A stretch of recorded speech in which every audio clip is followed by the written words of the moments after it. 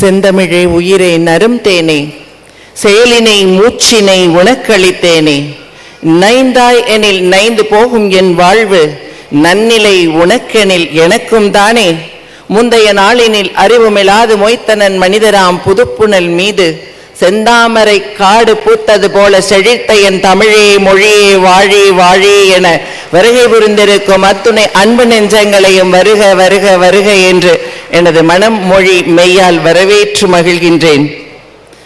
மிக ஒரு இனிய காலை பொழுது, அல்ல அல்ல மிக பயனான ஒரு காலை பொழுது. அதிலும் உழைத்து உங்களை நிரூபித்துவிட்டு நாம் எல்லோரும் ஓரிடத்தில் ஒன்று கூடி ஒருவருக்கு ஒருவர் தழுவிக் கொள்ளுதலும் தேற்றிக் கொள்ளுதலும் ஆறுதல் சொல்லுதலும் அடுத்த இலக்கை நோக்கி நகர்வோம் என்றுமான ஒரு குழுமல் ஒரு கூடலை இந்த திருவனந்தபுரத்தினில் நிகழ்த்தி கொண்டிருக்கும் ரோட்டரியின் அத்துணை அன்பு நெஞ்சங்களையும் மீண்டும் நான் வணங்கி மகிழ்கின்றேன். எனக்கு இங்கு என்ன வேலை? அன்பு தோழர் குறிப்பிட்டது போல அவமானங்களில் இருந்து சீறி பறந்த ஒரு சிறுத்தை என்று சொல்லிக் கொள்ளலாம், அல்லது அவரவர் எண்ணங்களின்படி வெற்றி வாசலை தொட்டவள் என்ற ஒரு குறியீடுகளை இப்பொழுது எனது 50 தொட்ட வயதுகளில் நீங்கள் நிர்ணயித்தும் கூட கொள்ளலாம். ஆனால் இங்கான தலைப்பு என்னை ஈர்த்தது. என்னை தேர்வு செய்தவர்களை எனக்கு வணங்க தோன்றியது. நான் இங்கு வர வேண்டும் என்று நினைத்த உள்ளங்களை பற்றின பெரும் மகிழ்வு எனக்கு இருந்தது. ஆம், ஹார்மோனி இந்த வார்த்தை எத்துணை ஒரு ஊடு பின்னலாக நெசவாக எனது வாழ்க்கையில் ஒவ்வொரு இழை இழையாக ஒவ்வொரு காலகட்டங்களிலும் என்னை கோர்த்து கோர்த்து நெசவு செய்து நகர்த்தி இருக்கின்றது என்பதில் நீங்கள் நிச்சயம் அறிந்திருக்க வாய்ப்பில்லை.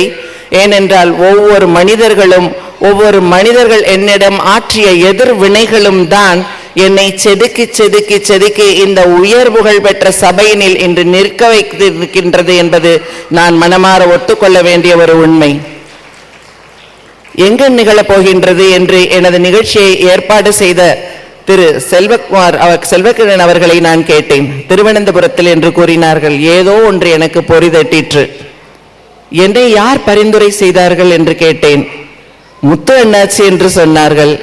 முத்தாக என் மனம் நிரம்பியது. வேறு யார் சொல்லிவிட முடியும்? அடுத்ததாக ஏதேதோ எண்ண அலைகள். நாம் நிகழ்ச்சிக்குத்தானே வழக்கமாக சொல்லுவோம். நம் நிகழ்ச்சியும் என் சலங்கை மாத்திரம்தானே அத்துணை பேரையும் இன்று உலகம் முழுவதும் கட்டி போட்டுக் கொண்டிருக்கின்றது. நான் என்ன உரையாற்றி இவர்களை நான் நெருக்கமாக வைத்துக் கொள்ள முடியும் என்று சிந்தித்த பொழுது நிச்சயமாக முடியும். ஏனென்றால் அந்த மனிதநேயம் என்ற ஒரு தலைப்பு என்னை உங்களுக்குள் ஈர்த்து வந்தது, இழுத்து வந்தது, உங்களுடன் இன்று இணைத்து கொண்டிருக்கின்றது என்பது மாத்திரம்தான் அதில் முற்றுமுதலுமான ஒரு உண்மை. எங்கே மனிதநேயம்? அப்படி என்றால் தலைப்பும் கூட நானே தான் கொடுப்பேன். நான்,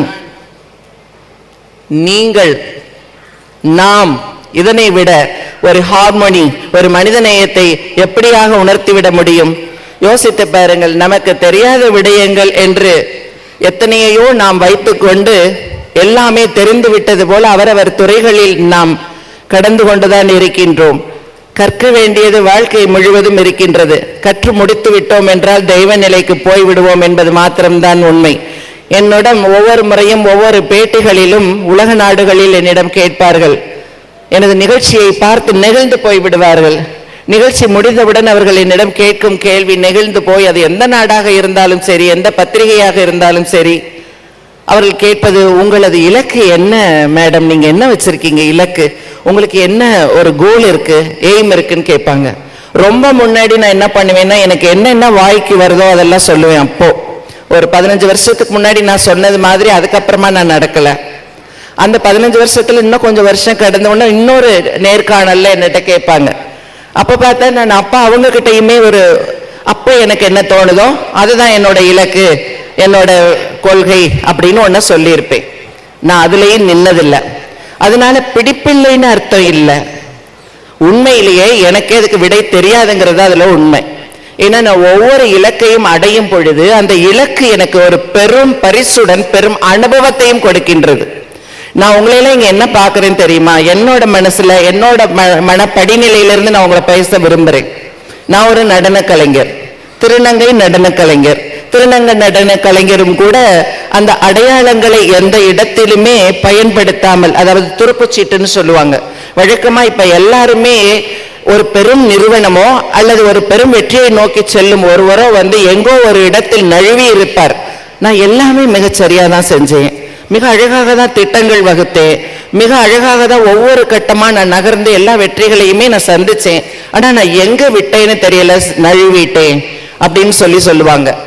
நன்றாக ஆராய்ந்து பார்த்தால் அவர்கள் எப்பொழுதுமே ஒரு புறப்பொருளான ஒரு விடயத்தை, சப்போர்ட் அப்படின்னு சொல்லுவாங்க இல்லையா, கைப்பிடி அப்படின்னு சொல்லிக் கொள்ளலாம், அல்லது உதவின்னு சொல்லிக் கொள்ளலாம், அல்லது இதை காட்டி இதனை பெறலாம் என்ற ஒரு காரணங்களை சொல்லிக் கொள்ளலாம். இப்படி எல்லாம் ஒன்ன அவங்களை அறியாமலே அவங்க கைப்பிடிச்சு நகர்ந்திருப்பாங்க. அப்ப பாத்தீங்கன்னா அந்த கைப்பிடி எப்பயோ இல்லாம போற பொழுது அவர்களே அறியாமல் சரிக்கு கீழே வந்திருப்பாங்க. அதை கடைசி வரைக்கும் அவங்களால கண்டுபிடிக்க முடியாது. ஆனால் நானும் எனது தோழி திருநங்கை சக்தியும் வாழ்க்கையின் முதல் படிநிலையிலேயே எந்தவித அடையாளத்தையும், எந்தவித கைப்பிடியையும், எந்தவித உதவியையும் நம்பி நமது வாழ்க்கையை தொடங்கக்கூடாது என்பதில் மிக உறுதியாக இருந்தோம். ஏன்னா அது ரொம்ப கடினங்க. இப்ப நான் பேசலாம், இப்ப நான் 24 நாடுகளுக்கு மேல நான் என்னோட நிகழ்ச்சிகளுக்காக நான் போய் வந்து கொண்டிருக்கின்றேன். எத்தனையோ வருகை தரு பேராசிரியராக, எத்தனையோ மிக உயர் உலக பல்கலைக்கழகங்களை வருகை தரு பேராசிரியராக என்னை நியமித்து எனது நேர்காணல்கள் நிகழ்ந்து கொண்டிருக்கின்றது, எனது பயிற்சி வகுப்புகள் நிகழ்ந்து கொண்டிருக்கின்றது. எனது மாணவிகள் உலகம் முழுவதுமே எங்களது வெள்ளியம்பலம் அறக்கட்டளை நடன கலைக்கூடத்தை நிறுவி அவர்கள் மிகச் செழுமையாக நடத்தி வருகின்றார்கள்.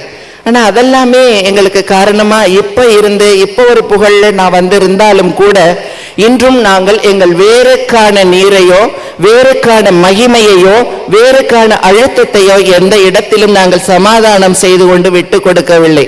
ரொம்ப பணக்கார குடும்பத்துல தான் பிறந்தோம், அந்த அடையாளம் தேவையில்லை சொன்னா நிச்சயமா நீங்களே ஆச்சரியப்படுவீங்க. அது இப்ப தேவையும் இல்லை. ஏன்னா அதுல அந்த அடையாளத்தால எங்க வாழ்க்கை நிர்மாணிக்கப்படலை. அதனால இப்ப அது பயனும் கூட கிடையாது. அடுத்ததாக அந்த குடும்பத்தில், அதாவது பசிங்கிறது 2 விடயங்க. ஒரு ஏழையோட பசி, எப்பொழுதுமே பசியை பார்த்து பழக்கப்பட்ட ஒருவருடைய பசி, அல்லது எப்ப நினைச்சாலும் செல்வ செழிப்புல இயல்பான ஒரு ஆனந்தமான வாழ்க்கை வாழ்ந்து கொண்டிருப்பவருடைய ஒரு பசி. 2த்துக்குமே வித்தியாசம் இருக்கு. நீங்க எத்தனை பேர் அதை சிந்திச்சிருப்பீங்கன்னு எனக்கு தெரியல. இந்த ஏழையோட பசி தாங்கிக் கொள்ளக்கூடியதாக இருக்கும். அவர்னால எத்தனை நேரங்களோ, எத்தனை நாட்களோ, எத்தனை வாரங்களோ கூட தனது பசிங்கிற ஒன்றை பொருட்படுத்தாம வாழ பழகின ஒரு தன்மையை அந்த பசியை கொடுத்துரும் அல்லது சமூகம் கொடுத்துரும். நாங்க 2 பேரும் இரவுல மிகப்பெரிய வசதியான குடும்பத்திலிருந்து தெருவுக்கு வந்தவங்க. என்னோட பசிக்கு அப்ப நான் எப்படியான ஒரு பதில சொல்லி இருக்க முடியும்? கற்பனை செய்து பாருங்கள். அங்க தன்மானம் மாத்திரம், சுயமரியாதை மாத்திரம் தான் எங்களை காப்பாற்றியது.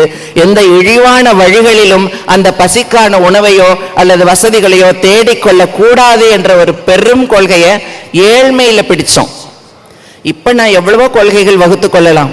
இன்றைக்கும் கூட நான் இத்தாலியில இருந்தாலும் சரி, ஜெர்மன்ல இருந்தாலும் சரி, அல்லது கனடால நிகழ்ச்சிக்காக போயிருந்தாலும் சரி, 4 மணிக்கு எழுந்து விட வழக்கத்தை நாங்க வச்சிருக்கிறோம். இன்னைக்கு கூட எந்திரிச்சிட்டோம். என்னோட பயிற்சியை என்னோட ஹோட்டல் அறையிலேயே நான் முடிச்சுட்டு தான் வந்தேன். ஆனால் அன்று யாருமே இல்லாத ஒரு பொழுதுல நமக்கான கொள்கைகளை வகுத்து கொண்டு இந்த பாதையில தான் போகணும்னு நினைக்கிற பொழுது, இன்றைக்கான வெற்றிக்கு ஒரு வெற்றி மகளா உங்கள்கிட்ட ஒரு நிச்சயமா ஒரு திருநங்கை நர்த்தகிங்கிறதெல்லாம் விட்டுடுங்க, நிச்சயமான மனப்பூர்வமான உழைப்பால் சாதித்த ஒரு மகள், ஒரு தமிழ் மகள்னு உங்ககிட்ட ரொம்ப பெருமை பொங்க தான் நிக்கிறேன். என்னோட விருதுகளை எல்லாம் பட்டியலிட்டாங்க, பார்த்திருப்பீங்க. இது எல்லாமே கவனிச்சுட்டு வாங்க. உங்களுக்கு நிறைய கேள்விகளும் கூட வச்சிருக்கிறேன். எனக்கு நல்ல ஒரு 45 நிமிடங்கள் கொடுத்திருக்கிறாங்க. ஏன்னா எனக்கு ஒவ்வொரு நிமிடங்களும், ஒவ்வொரு மனிதர்களும், ஒவ்வொரு அனுபவங்களும் எனக்கு ஆசிரியர்களா இருந்திருக்காங்க. எனக்கு நடனம் சொல்லி கொடுத்த எனது ஆசிரியர் பெருந்தகை கிட்டப்பா பிள்ளை மாத்திர ஆசிரியர் இல்லை. எதெல்லாம் என் வாழ்க்கையில நான் சந்திச்சனோ அது எதுவுமே எனக்கு இயல்பா தங்கத்தட்டில் வச்சு கிடைக்கப்படல. ஏன் சொல்றேன்? என்னோட இயல்பான மூச்சு கூட என்னால இயல்பா விட முடியல. நான் விடுற மூச்சு கூட சுதந்திர காற்று இல்லையே. அந்த காற்று சுதந்திரம்னு எப்படி சொல்ல முடியும்? அப்படியான சமூகம் ஒரு பொது வெளியில் விழிப்புணர்வு அடைந்திருக்கும் இல்லையா? இன்னும் கூட இப்படி சிந்திச்சு பாருங்களேன். உங்க வீட்டில் இருக்கக்கூடிய நிலை கண்ணாடி போய் முன்னாடி நீங்க நின்னீங்கன்னா அந்த நிலை கண்ணாடி எதனை காட்டும்? உங்களோட தோற்றத்தை காட்டும். நீங்க எப்படி இருக்கீங்களோ. நீங்க என்னோட வீட்டு நிலை கண்ணாடி என்ன காட்டல, இப்ப வரைக்கும் காட்டல. என் நிலை கண்ணாடியை நீங்கள் நிர்மாணித்திருக்கிறீர்கள். நான் எப்படி சிரிக்க வேண்டும், நான் எப்படி நடந்து கொள்ள வேண்டும், நான் எப்படி உங்களுடன் பழக வேண்டும், எனக்கான வரையறைகளை நீங்கள் வகுத்து கொடுத்து என் நிலை கண்ணாடியின் முன்பு நான் நின்றால் அந்த நிலை கண்ணாடி என்னை காட்டவில்லை. நீங்கள் ஒவ்வொருவரும் என்னை எப்படியெல்லாம் வடிவமைத்தீர்களோ அந்த வடிவத்தை தான் அந்த நிலை கண்ணாடி காட்டிக் கொண்டிருக்கும் பொழுது என்று நான் என் வாழ்க்கையில் என்னையே சுயமாக எந்த கண்ணாடியில் பார்க்க போகின்றேன் என்பது இன்று வரை என்னிடம் இல்லாத ஒரு கேள்வி. அப்படி என்றால் இந்த பட்டங்களும் பதவிகளும் அப்படியான ஒரு பெருமையை தந்துவிடுமா? நிச்சயம் தராது. அல்லது கருகப்பட்ட குழந்தை பருவத்தை தந்துவிடுமா? அதற்கும் வாய்ப்பு கிடையாது. எத்துணை மகத்தானது அந்த குழந்தை பருவம் என்பது. எத்துணை கனவுகள் உங்களுக்கு மாத்திரமாக இருந்திருக்கும். அந்த கனவுகள் அதே குழந்தை, அதே நர்த்தகிக்கும் சக்திக்கும் அதே 7 வயதிலும் 11 வயதில் வீட்டை விட்டு துரத்தப்பட்ட பொழுதும் மருண்ட விழிகளுடன் என்னால் வீட்டை விட்டு போக முடியாது. ஏன்னா நான் 11 பேரோட பிறந்தவ, ரொம்ப குடும்பத்தோட நெருக்கம் உள்ளவ. எங்க அப்பத்தாவை எனக்கு ரொம்ப பிடிக்கும். மதுரைக்காரி, கேட்கவே வேணாம். இங்க எத்தனை பேர் மதுரை இருக்கீங்கன்னு எனக்கு தெரியாது. எல்லா திட்டங்களையும் அவர் சொல்லிட்டு வந்தப்ப மதுரைன்னொன்னே எனக்கு ஒரு புல்லரிப்பு வரும். ஏன்னா இன்னைக்கும் என்னோட வேற நான் விட்டு கொள்ளலை. எந்த ஊருக்கு போனாலும் சரி. அப்படியெல்லாம் இருந்தும் கூட பீத்தி எறியப்பட்ட ஒரு சூழல். ஆனா கலங்கலை, நம்பிக்கை இருந்தது. இதே உங்க குழந்தைகளை அவங்க என்ன படிக்க விரும்புறாங்களோ நீங்க ஆசையோட கொண்டு விடுவீங்க. என்ன கோர்ஸ் படிக்க விரும்புகிறாங்க அந்த கோர்ஸில் போடுவோம். அல்லது எந்த பல்கலைக்கழகம் போக விரும்புகிறாங்க, அல்லது எந்த நாட்டுக்கு போக விரும்புகிறாங்க, அவங்களோட ஒவ்வொரு கடப்பாடுகள்லையும் நீங்கள் நிச்சயமாக சிந்திச்சு அந்த குழந்தைகளை அதுக்கானதான் ஆயத்தப்படுத்த ஒரு பெற்றோர் அப்படின்னு சொல்லக்கூடிய அல்லது ஒரு குடும்ப பின்னணிங்கிற ஒன்று இருக்கும். இது எதுவுமே இல்லாமல் நான் எதுவும் முடிவெடுத்தாலும் அது சக்தி கிட்ட தான் சொல்ல முடியும். இதில் என்ன ஒரு அழகுனா, என்னத்தான் வீட்டை விட்டு அனுப்பினாங்க, அவளை அனுப்பலை. அவங்களும் மிக உயரிய ஒரு செல்வந்த குடும்பத்திலிருந்து வந்தவங்க தான். இன்றைக்கும் கூட மீனாட்சி அம்மன் கோயிலுக்கு எதிர்க்க அவங்களுக்கு 5-6 ஜவுளி கடைகள் இருக்குது. அதனால போய் தேடிடாதீங்க அவங்கள்ட்ட எல்லாம். அந்த மாதிரி இருந்தும் கூட என்னத்தான் அனுப்பினாங்க. எனக்காக எதையுமே சிந்திக்காம வந்த இடத்துல முதல்ல நான் அந்த ஹார்மோனியை புரிஞ்சுக்கிட்டேன், அந்த நேயத்தை புரிஞ்சுக்கிட்டேன். உங்க தலைப்புக்குள்ள வர்றேன். நான் தான் வீட்டை விட்டு அனுப்பப்பட்டு புறப்பட்ட பொழுது எதையுமே எதிர்பார்க்காம என்னோட வந்து ஒவ்வொரு படிநிலைகள்லையும், அதாவது அந்த பசின்னு சொன்னேன் இல்லைங்களா, அந்த பசிக்கப்போ எதிர்க்க வாய்ப்பு நிறைய வரும். நீங்க நிச்சயமா நீங்க எல்லாமே அதை கடந்திருப்பீங்க. அதாவது நேர் வழிக்கான வழியே இருக்காது, அது அடைக்கப்பட்டிருக்கும் அல்லது பூசப்பட்டிருக்கும். நம்ம தான் அதை வந்து உடைக்கணும் அல்லது திறக்கணும். ஆனா குறுக்கு வழிக்கு பார்த்தீங்கன்னா 1000 வழிகள் திறந்து கிடக்கும். அந்த குறுக்கு வழியில நீங்க என்னைக்குமே நீங்க நினைக்கக்கூடிய கொள்கைக்கோ உங்களோட கோட்பாடுகளுக்கோ நீங்க சென்று அடையவே முடியாது. அந்த பசியில வந்து எனக்கு உதவி செய்யணும்னு வரக்கூடிய அந்த மனநிலையில இருக்கக்கூடியவர்கள், அதாவது நல்லா கவனிக்கணும், உதவிக்கும் எதிர்பார்ப்புக்கும் வித்தியாசம் இருக்கு. எனக்கு தேவை உங்களிடமிருந்து உதவி, ஆனால் எனக்கு உதவி செய்யணும் என்று நினைப்பவர்களிடம் இருப்பதை எதிர்பார்ப்பு அல்லது பண்டமாற்று. கற்பனை செஞ்சு பாருங்க, நான் இன்னும் அழகா இருப்பேன், இப்ப அழகா இருக்கணும்னு எனக்கு தெரியாது, அதை கேட்காதீங்க. நான் நல்லா என்ன சொல்லுவாங்க, இன்னும் என்னோட 80 ரசிகர்கள்லாம் வந்து இப்போ கொஞ்சம் முன்னாடி என்னோட மதுரையில் என்னோட நாட்டியம் நடந்தது.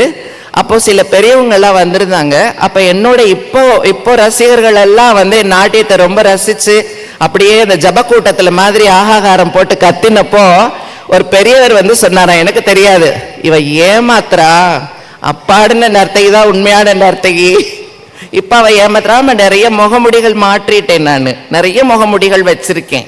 அந்த முகமுடிகளை மாத்தி மாத்தி போட்டுட்டு தான் கடந்து போயிட்டு இருக்கோங்கிறப்போ நிச்சயமா இந்த சுயம்ங்கிற ஒண்ணை வந்து நம்ம ஒரு இடங்களையும் செயற்கையா காட்ட வேண்டிய சூழல் தான் இருந்திருக்க முடியும். ஆனால் அந்த கடப்பாடுகள் எல்லாத்தையும் எதிர்க்க இருந்து வரக்கூடிய உதவி அப்படிங்கிறது எனக்கு அதை வாங்கிட சூழல் இருப்பேன். வயிறு நிறைய பசி இருக்கும். பசி வந்தால் 10 பறந்து போகாது, 10 மறந்து போகும். எதுன்னு போய் படிங்க. நான் நிறைய படிப்பேன். படிப்பு மாத்திரம்தான் எனக்கு ஒரு பெரிய ஒரு பிடிப்பினை. அப்போ விட்ட கேட்பேன், எனக்கு அவர் தரேங்கிறாரு, நான் வாங்கவா? அப்போ இவ சொல்லுவா அப்படியே பார்த்துட்டு, எனக்கு வேணா உனக்கு வேணா வாங்கிக்கன்னா அந்த வார்த்தை ஈட்டி போல குத்தும், அவமானமா இருக்கும். எனக்கு வேணா உனக்கு வேணா வாங்கிக்க, ஏன்னா என்னை விட அவள் பசியா இருப்பா, பசி தாங்க மாட்டா.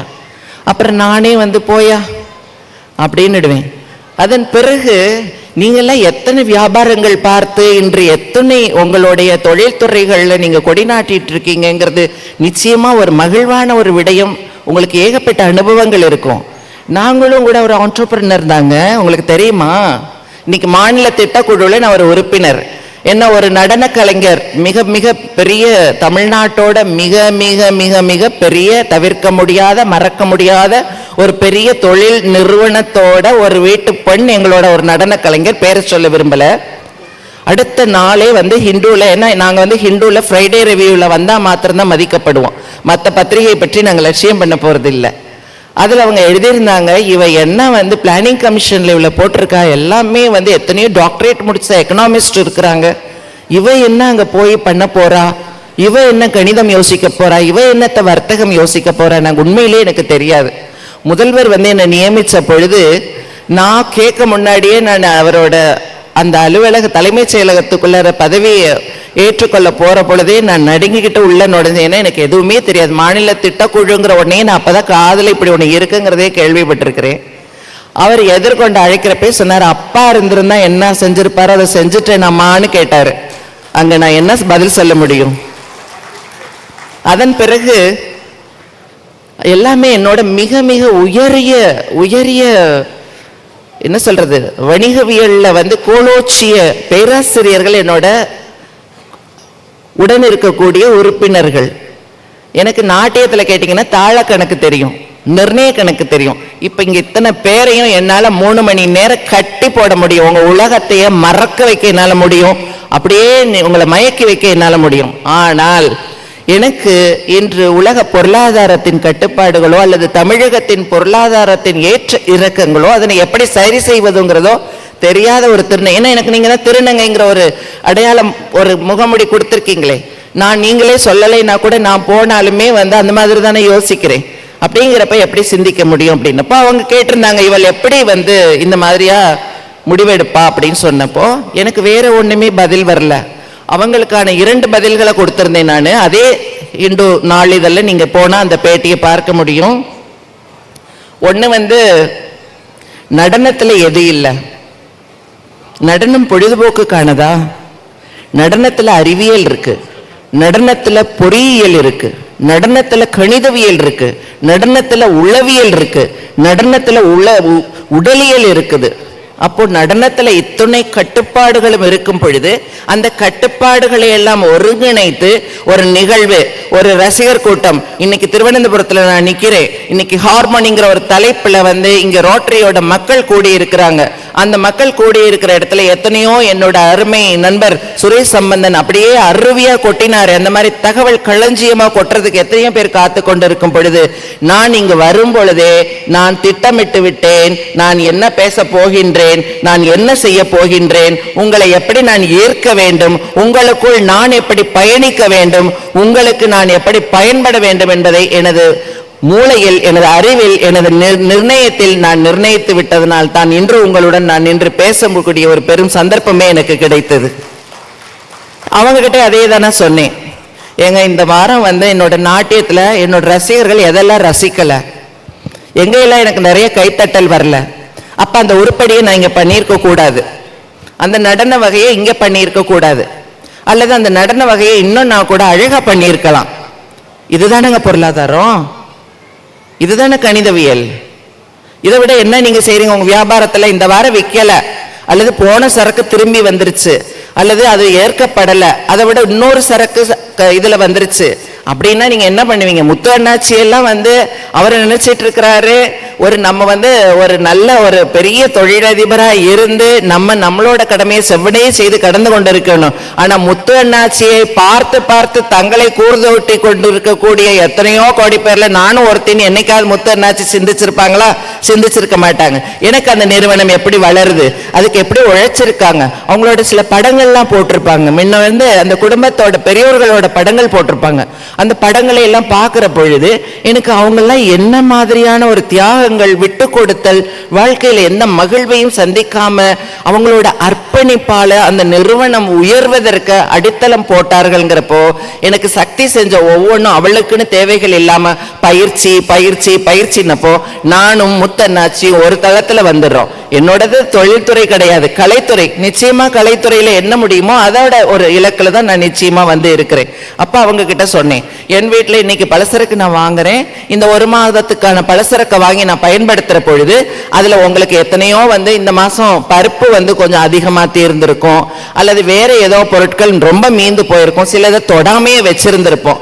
அப்ப அடுத்த மாசம் நம்ம வந்து அட்டவணை இடுற பொழுது ஐயோ இது இருக்கு, இதை கொஞ்சம் குறைச்சு வாங்குங்க, இல்ல இது வேணாம், இது நம்ம பயன்படுத்தவே மாட்டேங்கிறோம். இதுதானே பொருளாதாரம். உனக்கு தெரிஞ்ச பொருளாதாரத்தை நான் மாநில திட்டக்குழுல ரொம்ப சரியாவே செய்வேன், எந்த துறைக்கு என்ன வேணுமோ என்னால நிர்ணயிக்க முடியும்னு சொல்லி பதில் கொடுத்தவன அதுக்கு மிக கூடிய வரவேற்பு இருந்தது. உண்மையிலேயே என்னோட அலுவலகமே அதுல பாராட்ட ஆரம்பிச்சாங்க. அதனாலதான் எனக்கு அன்று மாநில திட்டக்குழுவின் முதல் திட்ட வரையறையா பால் திரிபு நிலையினருக்கான திட்ட வரைவினை இந்தியாவில் எந்த மாநிலமும் செய்ய துணியாத விடயத்தை இந்த டிரான்ஸ்ஜெண்டர் LGBTQ பாலிசியை வெரி ஃபர்ஸ்ட் நான் அங்க இனிஷியேட் பண்ணி பப்ளிக் டொமைன்ல அது போனது. இன்னைக்கு ஹைகோர்ட் அதை பாராட்டி சப்கமிட்டி அமைச்சிருக்காங்க. இதை விட என்ன பெருமை வர முடியும்? அல்லது நான் செய்யலைன்னா அது யார் செஞ்சிருக்க முடியும்? கற்பனை பண்ணி பாருங்க. எங்களோட வழிகளை நீங்க பேச முடியும், பகிர்ந்து கொள்ள முடியும். என்னோட பசிக்கு நீங்க சாப்பிட்டால் என் பசி ஆறிவிடுமா? எனக்கான வழிகளை நானே எழுதுறதுக்கு ஒரு நல்ல வாய்ப்பு. அடுத்த ரெண்டு விஷயம் உண்மையிலே அதை ஒரு சுயநலமா தான் நான் பயன்படுத்தி கொண்டேன்னு நினைக்கிறேன். ஒண்ணு, இந்த திருநங்கையருக்கான திட்ட வரைவுகள் ரொம்ப அழகா வந்திருக்கு. மிக கூடிய விரைவில் நிச்சயமாக தமிழ்நாட்டில் நீங்கள் எங்கெங்கோ நிகழக்கூடிய ஒரு தவிர்க்க முடியாத அல்லது விரும்பத்தகாத செயல்கள் எல்லாம் மறைந்து இன்னும் இந்த பால் திருப்பு நிலையாளர்கள் ஒரு தன்மானத்துடனும் சுயமரியாதையுடனும் இந்த சமூகத்தின் ஒரு அங்கமாக மிக விரைவில் உங்களுடன் உலா வருவார்கள். அப்பொழுது நிச்சயமான ஒரு ஹார்மோனி பிறக்கும் என்பதை நான் இங்கு உங்களுடன் நான் உறுதி சொல்லி கொள்ளுகின்றேன். ஏன்னா அந்த திட்ட வரைவு மிக அழகாக நடந்து ஒவ்வொரு துறைகள்லையும் இப்ப கடந்துட்டு இருக்குது. எனக்கு அதுல ஒரு பெருமை இருக்கு. இந்த திருநங்கைங்கிற வார்த்தையும் என் சுயமரியாதையில வந்ததுதான். என்னென்னமோ விழிப்புகளால உங்களுக்கே தெரியும், எத்தனையோ கேலியான அடையாளங்கள்ல தான் அடையாளப்படுத்தப்பட்டோம். அப்படிதெல்லாம் எனக்கு தமிழ் தெரிந்ததுனால இல்ல நான் அந்த அடையாளம் கிடையாது, என்னோட திருநங்கை தன்மை, என்னோட நங்கை தன்மைக்கு நான் ஒரு திருவிகுதி கொடுத்துக்கொண்டேன். ஹிஸ் ஹைனஸ், ஹிஸ் ஹோலினஸ் மாதிரி. அப்போ நான் என் நங்கைக்கு திருவிகுதி கொடுத்துக்கொண்டேன், திருவும் நங்கையும். இன்னும் சொல்ல போனா மிக உயரிய பெண்மணி அல்லது பெண்ணின் பெருந்தக்க. வள்ளுவரோட வார்த்தையில சொல்றதுன்னா பெண்ணின் பெருந்தக்க. பெண்ணை விட ஒருபடி மேல நான் எனக்கே கிரீடம் சூட்டி கொண்டேன். உண்மைதாங்க. ஒரு பெண் இயல்பா பிறந்தும் கூட அந்த பெண் குலம் உங்களுக்கு தெரியும், இந்த சமூகம் கொடுக்கக்கூடிய இன்னல்கள்ல எத்தனையோ முறைகள் வந்தது. உங்க தாயா இருக்கட்டும், உங்களோட சகோதரியா இருக்கட்டும், மனைவியா இருக்கட்டும், ஏன்னா பொண்ணா பிறந்தனும் அப்படின்னு ஒரு நொடியாவது இந்த சமூகம் சிந்திக்க வச்சிருக்கவங்களுக்கு. ஆனால் உயிரை கொடுத்து உயிரை வாங்குவதற்கு நான் காலையில விடிஞ்சா பெண்ணாதான் இந்த உலகத்துல கண்ணை பார்ப்பேன், அதுலதான் சாதிப்பேன்னு உயிரை விலை கொடுத்து உயிரை வாங்கிய எங்களை விட பெண்மையை எவர் போற்றி விட முடியும்? எங்களை விட ஒரு திட்டங்களை யார் நிர்ணயித்து விட முடியும்? உண்மையில எனக்கு அந்த ஒரு நம்பிக்கைகள் தான் ஒவ்வொரு படிநிலையிலையும் ஒவ்வொரு அடிநிலைகளையும் என்ன நிலைநிறுத்துச்சுன்னு சொல்லுவேன். இதே திருவனந்தபுரத்துல எனக்கு எத்தனையோ எதிர்பாராத, நீங்க சொல்லுவீங்கிறது, இந்த ஊர்ல மலையாளத்துல ஒரு வார்த்தை உண்டு, நம்ம தமிழ்ல கூட உண்டு, அது பழைய வார்த்தை, அது நிமித்தம். நீங்க கேள்விப்பட்டிருப்பீங்க. நிமித்தம்ங்கிறது சந்தர்ப்பம் அல்லது வாய்த்தல். இப்ப இது நடந்துருச்சுன்னா அந்த நிமித்தம் என்ன அழகா இருந்தது அப்படின்னு சொல்லுவாங்கல்ல, அந்த மாதிரியான அந்த நிமித்தம்ங்கிற வார்த்தைகள். எனக்கு அந்த நிமித்தங்கள் எல்லாமே எனக்கு ஒரு 80களில் ஒரு முறை என் குடும்பத்தோட எங்க வீட்டில் இருந்த அந்த அம்பாசிடர் கார்ல, உங்களுக்கு தெரியும் 80ல் அம்பாசிடர் காரோ வீட்டில் லேண்ட்லைன் ஃபோன்லாம் இருந்தா எப்படி இருக்கும்னு சொல்லிட்டு, இதே திருவனந்தபுரத்துக்கு வந்திருக்கேன். நான் ரொம்ப செமியா உடை உடுத்திருப்பேன். ஏன்னா எனக்கு தெரியாது, நான் யாருங்கிறதே தெரியாது. ரொம்ப காலம் என்னை ஏலியன்னு நினைச்சிட்டு இருந்தேன். திருவனந்தபுரத்துக்கு தரிசனத்துக்கு வந்திருக்கோம், என்னை உள்ள விட மாட்டேங்கிறாங்க. என்ன மட்டும் குடும்பத்துல எல்லாம் 3-4 கார்ல வந்திருக்கோம், விடவே மாட்டேன்ட்டான். ஏன்னா சட்டை கழட்டுங்கிறான். இந்த மாதிரியான சிக்கல்களை நீங்க எங்கேயாவது சந்திச்சிருக்கிறீங்களா? இந்த மாதிரி இது மனதை எவ்வளவு வருத்தி போடும், உணர்வை எப்படி கருக்கி போடும். அங்க சிரித்து போயிருக்கேன். என்ன உள்ள விடல, உள்ள விடவே இல்லை. நான் எப்படி சட்டை கழட்டிட்டு வர முடியும்? அந்த என்னை சட்டையை கழட்ட சொல்றவருக்கும் நான் யாருங்கிறது தெரியுது. என் கூட வந்திருக்கிற என்னோட பெற்றோர்களுக்கு, என் குடும்பத்தினருக்கும் தெரியுது. ஆனால் என்னை உள்ள கூட்டி போக முடியல. பத்மநாப சுவாமி என்னை அனுமதிக்கலை. ஆனால் இந்த சினிமாவில் மாதிரி ஒரு பெரிய சவால் பத்மநாப சுவாமிகிட்ட விட்டேன் நான். நிஜமாங்க, நான் எப்போ திரும்பி உன்னை பார்க்க வர்றேனோ அப்போ நான் சர்வாலங்கார பூஷத்தையும் பட்டும் வைரமும் அப்படி தலைய பூ வச்சு தான் உன் சன்னதிக்கு வருவேன்னு சொன்னேன். நீங்கள் நம்ப மாட்டீங்க, அதுக்கப்புறம் நான் வரவே இல்லை. ஒரு 15-20 வருஷமா வரல. வாழ்க்கையோட போராட்டம், போர்க்களம் எல்லாத்தையும் சந்திச்சுட்டு நான் திருப்பதியில் கச்சேரி ஆடிக்கிட்டு இருக்கேன். எனக்கு அப்போ முதல் முறை அவங்க எல்லாருக்கும் இந்த பத்மஸ்ரீ விருது வந்து இப்போ சினிமா நடிகைகளுக்கும் கொடுக்கறதுனால உங்களுக்கு அது உடனே தெரியும். பத்மஸ்ரீ வந்து ஒரு பெரிய விருது கிடையாது, அதற்கெல்லாம் மேல புரஸ்கார் விருது. இப்போ சாகித்ய அகாடமின்னு எழுத்தாளர்களுக்கு கொடுக்கறதற்கு இணையான சங்கீத் நாடக அகாடமி புரஸ்கார் கலைஞர்களுக்கு கொடுக்கக்கூடியது. 2011 நான் வந்து குடியரசுத் தலைவர் மாளிகையை மிதிச்சவர். நான் வந்து குடியரசுத் தலைவரோட விருது 3வது முறை தான் பத்மஸ்ரீ. அதுக்கு முன்னே 2 விருதுகளும் பேசப்படவே இல்லை. அந்த 2011 குடியரசுத் தலைவர் விருது வந்த உடனே என்னை முதலில் வரவேற்று அழைத்தது திருவனந்தபுரம் அரச குடும்பம். இங்க வாங்க, உங்களுக்கு மரியாதை செய்யணும்னு. இது பத்மநாப சாமி சொன்னாரா தெரியாது, அல்லது இந்திய அரசு சொன்னதா தெரியாது, அல்லது நர்த்தகி சக்திங்கிற 2 திருநங்கைகள் செய்த ஜாலமாங்கிறது தெரியாது எனக்கு. ஆனா உண்மையிலேயே நான் அன்று முழுக்க பட்டும் வைரமுமா அப்படியே சேவார்த்திகளோட அழைத்து செல்லப்பட்டு அந்த ராயல் ஃபேமிலின்னு சொல்லக்கூடிய அரச குடும்பத்தினரோட நானும் பத்மநாப சாமி மாத்திரம் நான் 1 மணி நேரம் அவரோட நின்று பார்க்கிற பாக்கியம். கற்பனை பண்ணி பாருங்க. அவர் சிரிச்சாரு. ஓ, இதுக்கு தான் எனக்கு அன்னைக்கு உள்ள விடலையா? அவர் மேல கோபம் வரல. இதுக்கு தான் என்னை நீ அன்னைக்கு உள்ள விடலையா? நீ இப்படி வரக்கூடாதுடி மகளே, உன்னோட பெருமை உலகத்துக்கு தெரியணும். அந்த பெருமை என்னும் அந்த மகுடத்தை எல்லாம் சூட்டி கொண்டு நீ மிகுந்த பெருமை உடையவளாக வேறு போட்டு நடந்து வரணும். அப்ப என் வாசல் உனக்கு திறந்திருக்கும், நானே உன்னை அழைப்பேன்னு சொல்லி பத்மநாப சுவாமி அழைச்சாரு. உண்மையிலே அப்ப நான் வந்து சேர்ந்தேன். எனக்கு அது ஒரு பெரிய என்ன சொல்லக்கூடியது, மிகப்பெரிய பெருமை. அதே போலதான் இதே போல ஒரு அவை கோயம்புத்தூர்ல ஆடிட்டு இருக்கேன். அப்பெல்லாம் வந்து எனக்கு எந்த அடையாளங்கள்லாம் கிடையாது. என்னோட நிகழ்ச்சி வந்து அவ்வளோ கல்லு குடிச்ச மாதிரி மயங்கி போய் கிடப்பாங்க. அந்த நிகழ்ச்சி ஆடிட்டு இருக்கிற பொழுதே ஒரு மிகப்பெரிய தொழிலதிபர், நல்ல கவனிங்க, உலகத்துல அவதானம் அப்படிங்கிறது எத்தனையோ விடயங்கள் இருக்கு. நம்ம அறிந்து கொள்ளாத விடயங்கள், நம்ம கற்பனை பண்ண முடியாத விடயங்கள், கற்பனையே பண்ண யோசிக்க முடியாத விடயங்களை எல்லாம் கடந்துட்டு தான் இருக்கோங்கிறத உங்க மனசுல வச்சுக்கோங்க.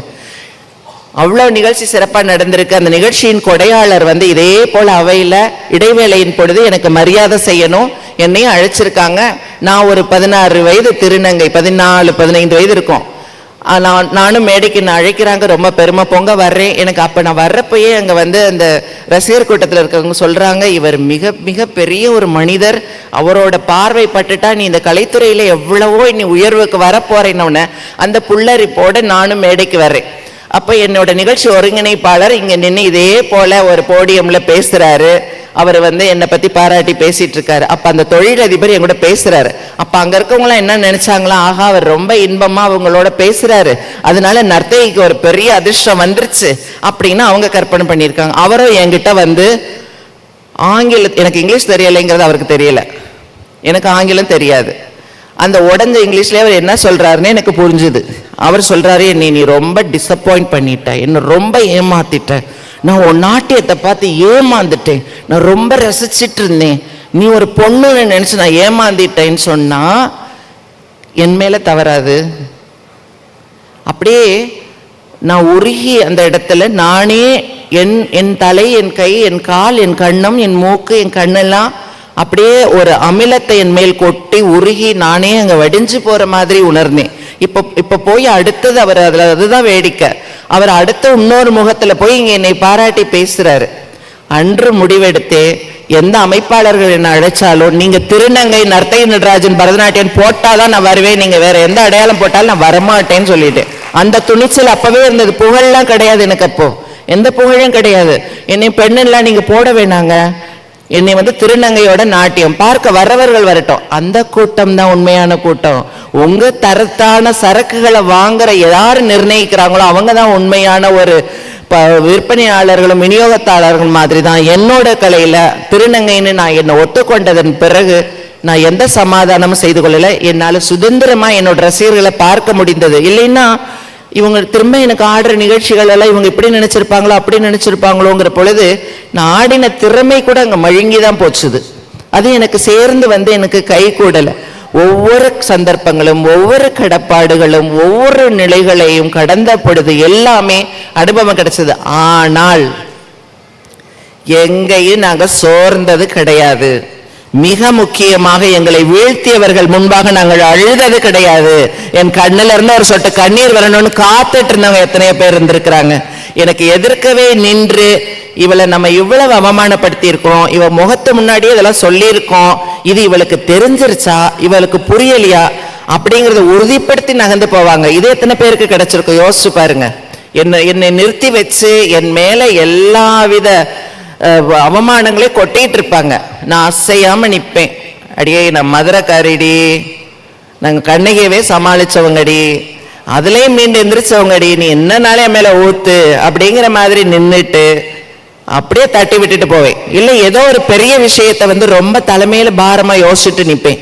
இப்ப சக்திகிட்ட போய் கேட்பேன், இது இல்லைன்னா நீ வாழ மாட்டியான்னு கேட்பேன். ரொம்ப எளிமையா இருக்கும், மிகப்பெரிய விடயமா இருக்கும் அது. ஆனா அவங்க வந்து வியாபார குடும்பம் தானே, அவ ரொம்ப நாள் வியாபாரம் தான் பார்த்துட்டு இருந்தா, அதனால ரொம்ப நல்ல வியாபாரம் தெரியும். என்னாச்சு அவளுக்கு? ஜவுளி வியாபாரம் சக்திமாவுக்கு. அந்த குடும்பத்தை அப்புறம் சொல்றேன், தனிப்பட்டு நீங்க கேட்கிறப்ப சொல்றேன். அவர் சொன்ன மாதிரி அந்த பார் கோடு கொடுத்த மாதிரி நான் சொல்றேன், நர்த்தகியோட வலைத்தளத்துல வாங்க, நிச்சயமா நம்ம பேசலாம்.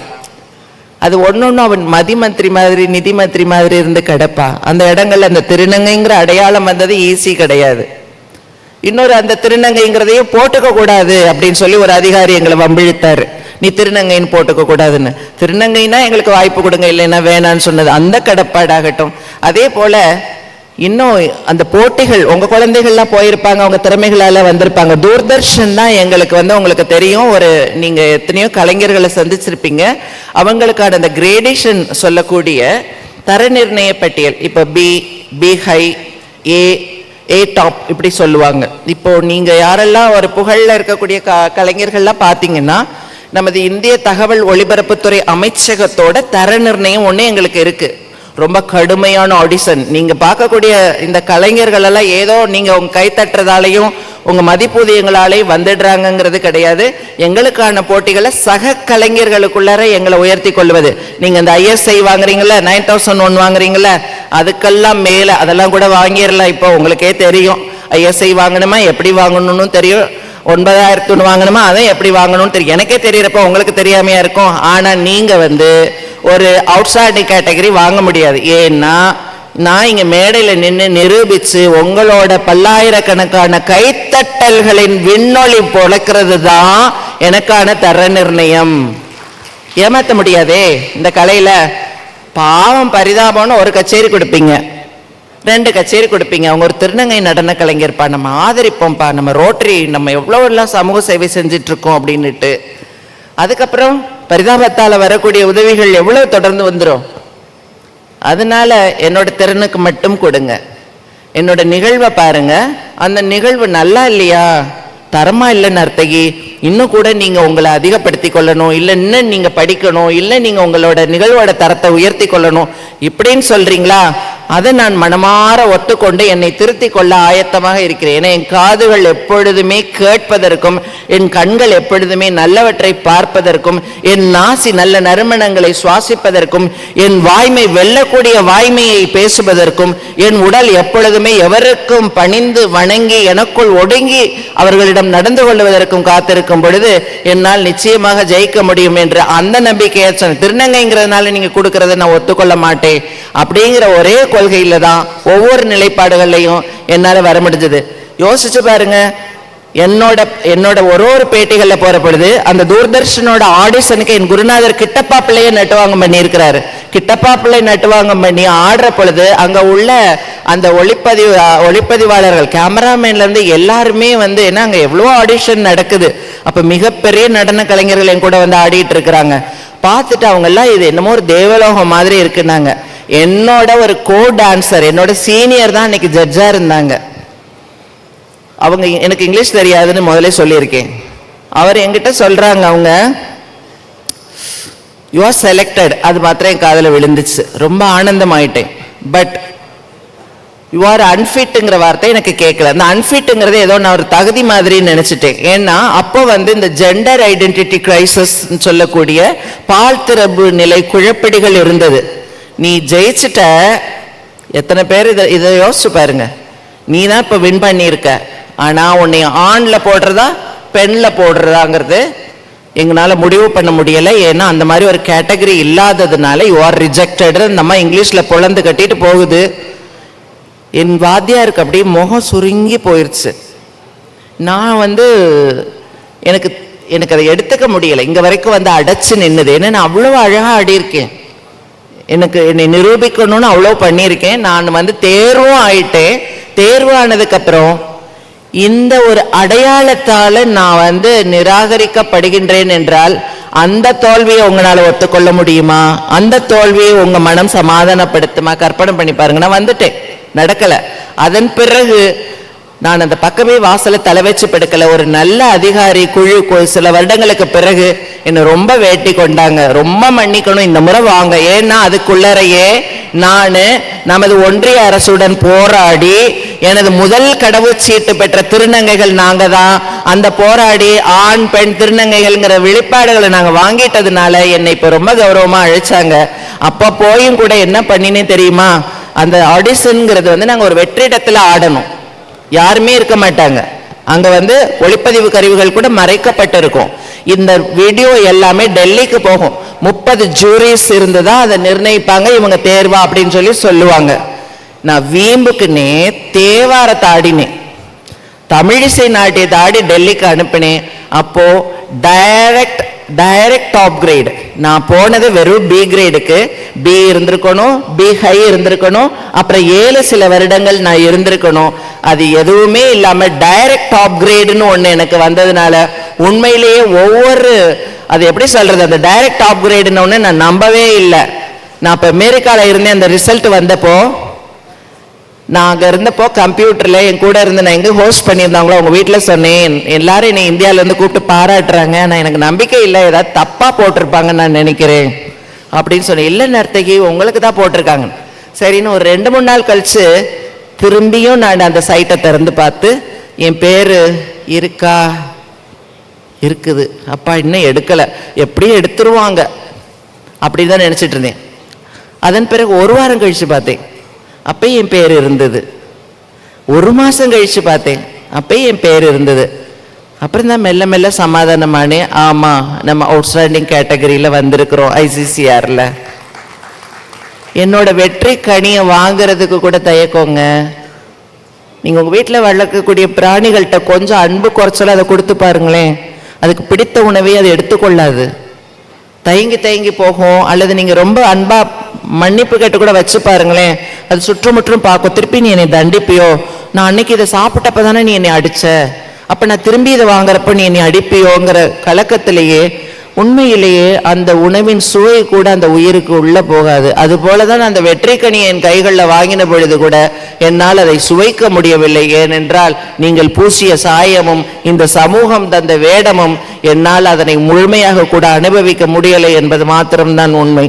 உண்மையா அதே போல பத்மஸ்ரீ வந்தப்பையும் அப்படியே கவர்னர் மாளிகையில், குடியரசுத் தலைவர் மாளிகையில கூப்பிட்டு வச்சு எப்படியே கண்கள் மலர ஒரு நடிகை என்ன சொல்லுவாங்கிற மாதிரி நீங்க இந்த நொடியை எப்படி உணர்றீங்க அப்படின்னு கேட்டாங்க. எனக்கு ஒண்ணுமே இல்லைங்க, சமாதானமா இருக்கேன்னு சொன்னேன். அவர் அந்த வார்த்தை அவருக்கு தேவை, அவரோட சோசியல் மீடியால போடுறதுக்கு ஒரு நட்சத்திரமா அப்படி பளபளன்னு வேணும்னு நினைச்சாரு. நான் ரொம்ப சிம்பிள்ங்க, இதை கொண்டு போய் நான் பேத்துறதுக்கு பெருமைப்படுறது கூட எனக்கு யாரும் கிடையாது. என்னோட பத்மஸ்ரீயை நான் சொல்லி பங்கிட்டு கொள்ள கூட எனக்கு ஆள் இல்லைங்கிற பொழுது இது எனக்கு இதை வச்சு நான் என்ன பண்ணுவேன்? பத்மஸ்ரீக்குன்னு ஒரு நாட்டியம் நான் ஆடலை, வேற எதுக்காகவும் ஆடலை, எனக்காக நான் ஆடுறேன். ஒரு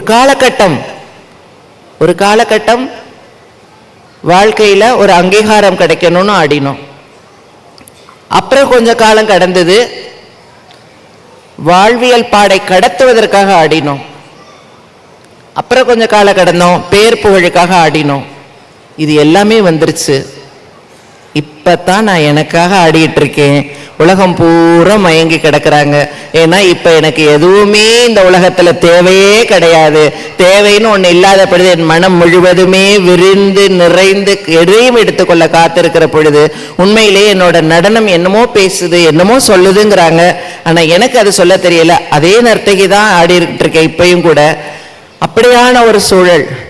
ஒரு முடைகளும் இன்னும் கூட உங்களுக்கு இன்னும் எளிமையா சொல்ற, யோசிச்சு பாருங்க. இவ்வளவு கடினமா இருக்குது. 2 விடையும் சொல்றேன். கடவுள் எனக்கு எதிர்க்க வர்றாருன்னு வச்சுக்கோங்களேன். இன்னமா இந்த சமூகம் தான் உங்களை ஒத்துக்கொள்ளவே இல்லையே, இந்த சமூகம் உங்ககிட்ட அன்பு பாராட்டவும் இல்லையே, சரி விடு, எதுக்கு உனக்கு இந்த அவஸ்தை, பேசாம நீ ஆம்பளை ஆயிடுறியா, உனக்கு பிரச்சனை இல்லை இல்ல அப்படின்னு சொல்லி கேட்டா நான் சொல்லுவேன், தப்பி தவறி கூட என்னை நீ கொன்னு கூட போட்டுட்டு அந்த ஆம்பளை சைட்டை நீ அனுப்பிடாத அப்படின்னு சொல்லியிருப்பேன்.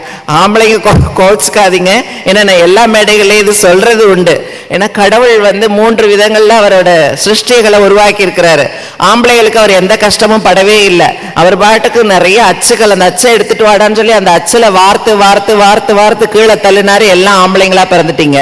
அடுத்தது பெண்கள்ங்கிறப்போ அவர் கொஞ்சம் மென்மையான ஒரு நல்ல சுகந்தத்துல திருநாவுக்கரசு சுவாமி அனுபவிச்ச மாதிரி மாசில் வீணையும் மாலையும் மதியமும் வீசு தென்றலும் வீங்கள வேணிலும் மூச்சு ஒண்டரை பொய்கையும் போன்றதை ஈசன் நெந்தை இணையடி நீழல என்ன மாதிரி ஒரு சொகுசை அனுபவிக்கிறப்போ அழகா பெண்களை, ஏன்னா அவதான தாயா இருக்கணும், அதை கொஞ்சம் நின்று நிதானிச்சு எல்லா வித குணங்களையும் வச்சு அனுப்பினாரு. அப்ப எங்களை என்ன பண்ணியிருப்பாரு சிந்திச்சிருக்கீங்களா? அவர் ரொம்ப ஏகாந்தமா இருந்திருக்கிறார். ஏகாந்தமா இருந்த பொழுது நான் ஏதாவது ஒரு புதுமை பண்ணணும், அல்லது எனக்கு என்னமோ ஒரு கிரியேட்டிவிட்டியா ஏதாவது செய்யணும், அது ஒரு முத்திரையா இருக்கணும், தனித்துவமா இருக்கணும். ஆம்பளைங்களை படைச்சிட்டேன், கவலையே படலை, கஷ்டமும் படலை, அந்த டை போய்கிட்டே இருக்கு. பெண்களுக்கு நான் கொஞ்சம் சிரமம் எடுக்கணும், ஆனாலும் அந்த கட்டிடம் நல்லா அமையுது அனுப்பிடுறேன். அப்போ அதுல கொஞ்சம், இதுல கொஞ்சம், உணர்வுல கொஞ்சம், உயிர்ல கொஞ்சம், பாசத்துல கொஞ்சம், தாய்மையில கொஞ்சம், சகோதரத்துவத்துல கொஞ்சம், கலை நேயத்துல கொஞ்சம், அவரே பிரமிச்சு போய் தான் என்னைய கீழே அனுப்பினார்னு நான் நினைக்கிறேன். அதனாலதான் என்னால தனித்துவமா சாதிக்க முடிந்தது. உண்மையிலேயே இது மாதிரி கூட்டங்கள் நான் சந்திக்கிறது ரொம்ப ரொம்ப குறைவு. நடனம் சம்பந்தமான கூட்டங்கள் நிறைய இப்போ என்னை நிறைய அழைக்கப்படுறேன். மோட்டிவேஷனல் ஸ்பீச்சுங்கிற ஒண்ணுக்கு, why dance for engineers, why dance for doctors, why dance for industrialist. இப்ப எனக்கு நான் நிறைய உலகம் புறம் போயிட்டு இருக்கிறது அதுக்கு தான் போயிட்டு இருக்கிறேன். ஏன்னா நான் இப்போ உணர்ந்த ஒண்ணு, இந்த நடனம் எனக்கு கொடுத்த ஒரு முடிவு, யாரும் ஆடலாம், உடல் தேவையில்லை. நீங்க உயரமா இருங்க, குள்ளமா இருங்க, பருமனா இருங்க, ஒல்லியா இருங்க, சிவப்பா இருங்க, கருப்பா இருங்க, அல்லது நீங்க பெரிய மேல்குளம்னு சொல்லிக் கொள்ளக்கூடிய மாதிரி இருந்தாலும் அதையும் ஒத்துக்கொள்ளுங்க. இல்ல நான் மேல்குளம் இல்லைன்னு என்னை வச்சிருக்காங்கனாலும் அதுவும் கவலை இல்லை. யாருமே ஆட முடியுங்கிறது தான் என்னுடைய 40 ஆண்டுகளுக்கு மேலான இந்த கலை வாழ்க்கையில் நான் கண்டுபிடிச்ச ஒரு பெரிய தாரக மந்திரம். ஆடுறதுக்கு உடல் தேவையில்லை, சைஸ் 0 வேண்டியது இல்லை. நான் இப்ப சைஸ் 0 இல்லை. என்னோட 4 வருடத்துக்கு முந்தைய படங்களை போய் வலைத்தளத்துல பாத்தீங்கன்னா அப்படி கொடியிடையா இருப்பேன். எனக்கு மிகப்பெரிய விபத்து நடந்தது. மிகப்பெரிய விபத்துல நண்டு மாதிரி சுருண்டுட்டேன். யோசிச்சு பாருங்க. அதுல என்னை இந்த ஸ்கேன் மெஷினுக்குள்ளார கூட அனுப்ப முடியல. அதுக்கு விசேஷமாலாம் பிரிட்ஜ் எல்லாம் பண்ணி என்னை இப்படி எப்படியோ வச்சு அனுப்பினாங்க. அவதான் என்னை காப்பாத்தின சக்திமா. அதுக்கப்புறம் வாழ்க்கையே இல்லைன்னு நான் நினைச்சேன். அது தனி சாப்டர் இன்னொரு தடவை உங்களோட பேசுறேன், எப்படி மீண்டு வர முடியுங்கிறது. அதுக்கப்புறம் எத்தனையோ ஸ்டிராய்டு மாத்திரைகள். என் கார்லயே என்னால ஏறி உட்கார முடியாது. அந்த ஃபுட்ரெஸ்ட்லயே நான் உட்காந்து பயணப்படுவேன். மெல்ல நடக்கிறவங்களெல்லாம் பார்த்து ஏங்குவேன். மெல்ல மெல்ல தத்தி பண்ணினேன். திரும்பி வீரியமா ஆடினேன். இந்த சீசன்ல மாத்திரம் 32 கச்சேரியை சக்சஸ்ஃபுல்லா டிக்கெட் சோல்ட் அவுட்டா முடிச்சுட்டு ஒரு பெரிய தெம்போட நான் திருவனந்தபுரத்துக்கு வந்தேன். இந்த வருடத்தோட முதல் பயணம் எனக்கு. யோசிச்சு பாருங்க. அது எல்லாமே கடந்த பொழுதும் கூட எங்கேயும் வீழல, எங்கேயும் சாயல, நம்பிக்கை இருந்தது. நிச்சயமாக ஆடணும், உணரணும் அப்படின்னு சொன்னா எல்லாருமே பண்ண முடியும். அது மனசிற்கு ஒரு உற்சாகத்தை கொடுக்கும். வறட்சியா நம்ம வியாபாரத்துக்குள்ள இருக்கிற பொழுது நான் இப்பயும் கூட பாக்குறப்ப யோசிப்பேன். என்னோட இளைஞர்கள் இப்ப நிறைய நான் அவங்களை சந்திக்கிற பொழுது நான் சொல்லுவேன், அந்த மோட்டிவேஷன் ஸ்பீச்சுக்கு போறப்ப, நீங்க இப்ப ஐடில வேலை பாக்குறீங்க. ஏன்னா எங்க வீட்லயே எங்க பிள்ளைகள் எல்லாம் நகரங்கள்ல சம்பளம் வாங்குறாங்க. பார்த்தா என்ன செய்யறாங்கன்னா ஒரு படிப்பறிவு கிடையாது, எந்த நாவலோ எந்த படிக்கிறதுங்கிறதே கிடையாது. அது தவிர்த்த ஒரு கலை உணர்வு இல்லை. ஏன்னா மாதம் மாதம் பணம் கொட்டுது. என்ன மிஞ்சி மிஞ்சி என்ன பண்ணுவாங்க, இன்னும் 4 ஃப்ளாட் வாங்குவாங்க, இல்லை இன்னும் ஒரு ப்ரெஸ்டீஜியஸ் கிளப்புகளில் மெம்பர் ஆகுவாங்க. அப்படி இல்லையா ஸ்போர்ட்ஸ் கார் வாங்கிட்டேன்னா அந்த கார் வாங்குவாங்க, இல்லை இந்த பைக் வாங்கினா அந்த பைக் வாங்கினேன்னு வாங்குவாங்க, இல்லை இன்னும் நாங்கள் போய் வைரம் வாங்கினேன்னு வாங்க, பட்டு வாங்குவாங்க. அப்புறம் ஒரு கட்டத்துக்கு மேலே டாக்டர்கிட்ட கொண்டு கொட்டுவாங்க. இன்னைக்கு எல்லாரும் செய்யறது அதுதானே, ஓடி ஓடி உழைக்கிறீங்க, உழைச்சிட்டு என்ன செய்றீங்க, அந்த வயது பக்குவம் வந்த உடனே எவ்வளவு உழைச்சோமோ அந்த பணத்தை கொண்டு மருத்துவர்கிட்ட கொடுக்குறோம். எனக்கு தெரிஞ்சு இல்லைன்னு யாருமே சொல்ல முடியாது. 100க்கு 99 பேர் அந்த உழைப்பு ஒரு உலக எடுத்துக்காட்டா இருக்கும் உயர்வுக்கு. ஆனால் அவங்க கோட்டை விட்டது அவங்களோட உடல் ஆரோக்கியத்துக்கு. எதுக்கு உழைக்கிறோம்? வாழறதுக்கு. வாழ்க்கைன்னா இயல்பான வாழ்க்கையா 3 நேரம் சாப்பிடுறது? வனப்பு மிகுந்த இந்த உலகத்தில், இந்த பிரபஞ்சத்தில் நாமும் ஒரு அங்கம்னு ஒரு ஆனந்தமயமான வாழ்க்கை நான் வாழ்ந்துட்டு இருக்கேங்க. அதனாலதான் உங்கள்கிட்ட தைரியமா சொல்றேன். ஏன்னா முதல்ல சொன்னேன்ல, எனக்கு எதுவுமே தேவையில்லைன்னு. இது இருந்தாலும் வாழ்வேன், இது இல்லைனாலும் வாழ்வேங்கிற பொழுது இன்றைக்கு நாங்க படுக்கையில இரவு கச்சேரி இல்லைன்னா அதிகம் 8:30 9 மணிக்குள்ளார படுத்துருவோம். காலையில 4 மணிக்கு எழுந்திரிச்சிருவோம். இந்த 8:30 9 மணி வரைக்கும் எனக்கு இந்த உலகத்துல எது நடந்தாலும் எனக்கு தெரிந்திருக்க போறதில்ல. அப்படி ஒரு தூக்கம், காலையில எந்திரிக்கவே முடியாது. என் மருத்துவர்கிட்ட போனா என் மருத்துவர் கேட்பாரு, ஏமா என்னம்மா நல்லா பசிக்குதா டாக்டர்? பசிக்கு என்னென்னமோ சாப்பிடுற போல இருக்கு டாக்டர், 3 வேளை 5 வேளை பசிக்குது டாக்டர் அப்படின்னு சொல்லுவேன். அடுத்து தூக்கம் எப்படிமா? அவளை கேளுங்க டாக்டர், அவளை எழுப்பவே முடியல, காலையில அவளை எழுப்புறதுக்குள்ள கண்ணே பொண்ணே தினம் ஒரு பேர் வச்சு எழுப்புவோம். நானே கஷ்டப்பட்டு கண்ணை முழிச்சு பார்ப்பேன். இதை விட என்ன சொர்க்கம் வேணும்? யோசிச்சு பாருங்க. ஆடுறப்ப நல்லா பயிற்சி பண்றேன், விரும்புறதை சாப்பிட்றேன், நோ டயட்டு, நல்லா சாப்பிட்றேன். குருநாதர் சொல்லுவார், விரும்பினதை சாப்பிடு, 3 மடங்கு உழைத்து விடுன்னு.